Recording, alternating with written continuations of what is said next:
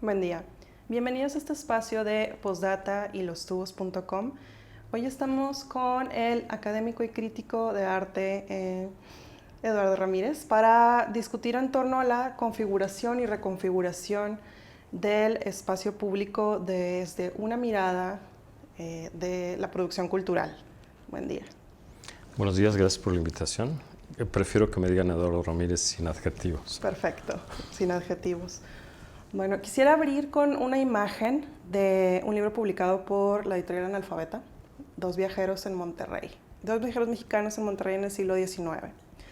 Esta imagen con la que quiero abrir es una imagen que dibuja Paino al encontrarse con la majestuosidad de las montañas, al encontrarse con la abundancia de la fauna en las aguas del Santa Lucía, al encontrarse con los bosques del Nogalar. Esa majestuosidad que representaba de alguna manera a la ciudad, ¿cómo se ha ido reconfigurando? Yo creo que, como su nombre lo indica, el espacio público, por ser un espacio de convivencia, un espacio de encuentro, su función es obviamente cambiar y resignificarse permanentemente. O sea, lo comentamos antes de entrar, pero esta imagen que tenemos atrás es una significación o resignificación de un espacio público que podemos contrastar con esa frase. Aquí en primer plano tenemos la bandera mexicana, al fondo, así como un esquema muy nostálgico del Cerro de la Silla, y esto pretende, cada simbolización o representación o producción cultural o producción humana, pretende o representa intereses o es una especie de palimpsesto, vamos a decir, de diferentes significaciones, o es un campo de batalla que pretende identidad y pretende capital y pretende negociación. Sí, es muy chistoso cómo también el espacio, se pensaba que el espacio público era como un dato, es un espacio cívico, es un espacio de representación, como el Zócalo, por ejemplo, y a la fecha se concibe como un espacio de negociación y de multiplicidad y de diversidad, ¿sí? Pero el problema en este caso es que ahí conviven los poderes que son, como el capital, el gobierno, que nos imponen una manera de vivir el espacio público. Y lo que nos queda a nosotros que transitamos por él o que vivimos en él es tratar de hacer nuestras propias representaciones y negociar las identidades y los espacios que necesitamos para ser, ¿sí? Esto que comentas me recuerda un poco a una frase de Marcuse, trato de identificar el libro, no, es que no me acuerdo en este momento, en el que él habla cómo se empieza a configurar no solo el espacio público, sino ciertas instancias privadas e institucionales para ofrecerle a la población un lugar de esparcimiento de cierto modo controlado, ¿no? Entonces, en tu tiempo libre, en tu tiempo de ocio, estas son las cosas que puedes hacer que están dentro de una pauta socialmente aceptada y regulada por el Estado. ¿Tú crees que todavía esto se refleja en la configuración del espacio público? Bueno, si hablamos de Monterrey, una de las cosas importantes del espacio público es que desde un principio se concibe o es regido por los corporativos o por el capital. Ejemplos simples que a mí me gusta trazar así como para empezar a ver posibilidades de análisis es las manifestaciones sociales. Aquí son o han sido siempre muy mal vistas.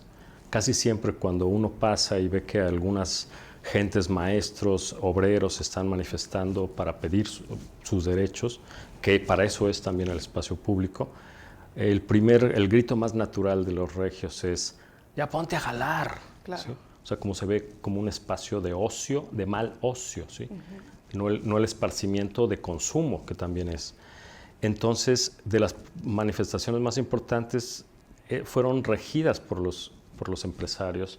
5 de febrero del 36 creo que era para pelear, hacer una huelga de empresarios, una de las huelgas más importantes, en contra de la Ley Federal del Trabajo que había promovido Cárdenas y que quería introducir los sindicatos aquí y no se dejaban.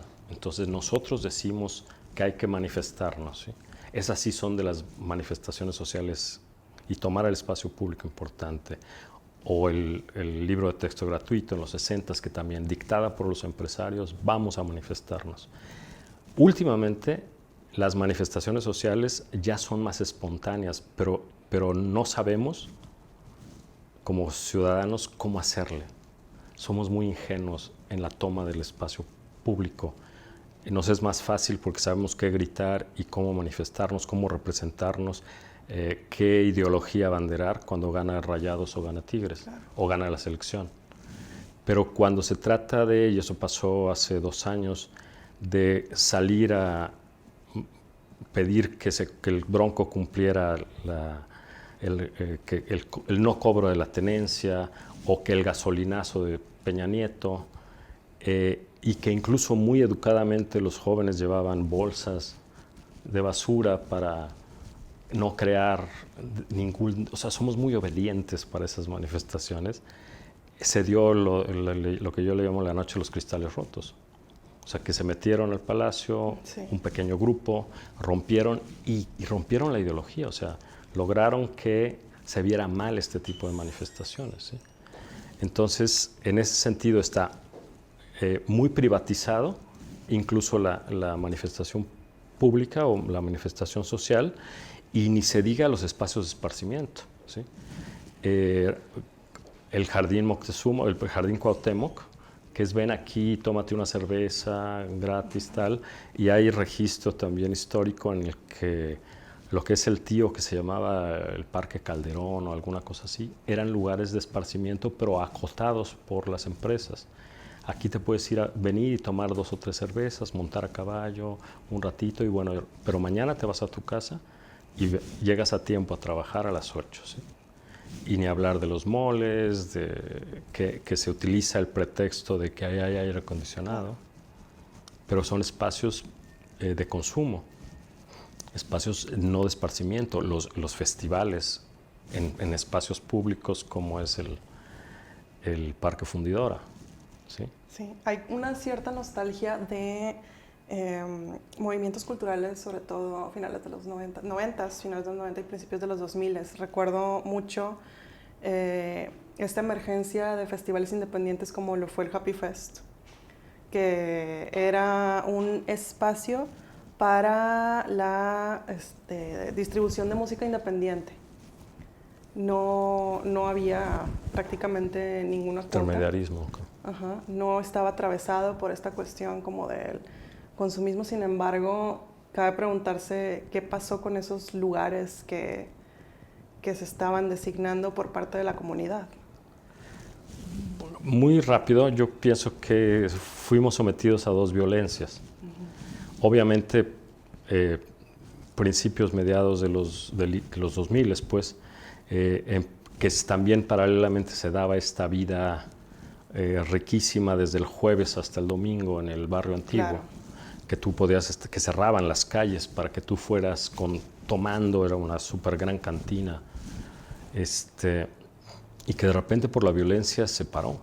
O sea, de alguna manera era eso yo creo que es importante en esta retomar conciencia del espacio público, que nos ha cambiado a todos, que ahora estamos conscientes a la mala de que el espacio público es importante y se tiene que habitar, porque si no se llena naturalmente se llena de cualquier otro tipo de cosas. Entonces está esa violencia real, vamos a decir, del narcotráfico. Luego, obviamente, la violencia del ejército en las calles, que también para el ciudadano es muy, muy amedrentante, pues.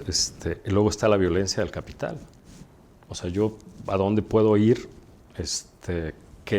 todos los espacios, hablemos del mercado de la luz, etcétera. Claro. Actualmente todas las activaciones del desarrollo inmobiliario se dan a través de mercaditos artesanales que ya están cooptadísimos, ¿sí? Claro, que iniciaron en plazas. Exactamente. Pero ahora han sido llevados a estas nuevas plazas que están designadas desde pues las inmobiliarias. Y como una estrategia de negociación social, de que se sientan incluidos, festivales de arte, y un poco el papel del arte en lo público es nulo. Últimamente, en este contexto del desarrollo inmobiliario, se utiliza el graffiti, el arte urbano, también como un espacio de negociación, Claro. venimos a dignificar la zona. Se les pide se les invita a los grafiteros a que pinten algunos muros de algunos edificios para luego tumbarlos y construir las grandes torres que se están dando, ¿no? Al respecto de eso, me parece interesante que lo mencionas porque algo así ocurrió en la configuración del llamado Distrito Armida, que se pretende ser un espacio inmobiliario, también un espacio corporativo, un espacio de negocios y artístico. Es el de Valle Oriente. Sí, la leyenda detrás es que estas grandes corporaciones, de alguna manera dueñas del espacio público regiomontano, tenían planeado por décadas convertir, obviamente, Valle Oriente en el lugar corporativo. Sí, este sería como el brazo artístico, cultural, de esta nueva zona al estilo Santa Fe de la Ciudad de México. Obviamente, desde los 90s que empezó este desarrollo, creo que los terrenos eran de la Moza, o sea, los terrenos eran corporativos, que eso también es interesante, ¿no? Como así el distrito campestre, Valle del Campestre, que se está haciendo en lo que eran los corporativos el edificio corporativo de Vitro, y que ahí está edificios de Peli o de se me va, o sea, el Sofía y el Quark, Arboledas, para ser más evidentes. Donde justamente también ha habido ciertos eventos. Claro, parte de, o sea, está estudiadísimo desde Nueva York, España, el arte como agente gentrificador, ¿sí? Particularmente aquí, lo que mencionabas, en Armida es desde los 90s esos terrenos. De los primeros edificios, ahí fue un mall, hay que detonarlo con comercio, hay que detonarlo con edificios de oficinas y corporativos y vivienda de alto costo. Se paró un poco por crisis y lo que sea, pero se establecieron los soles. Ahí estaban las oficinas de las Hadas, de Alfa. Luego, últimamente, los Garza Mercado, que son los que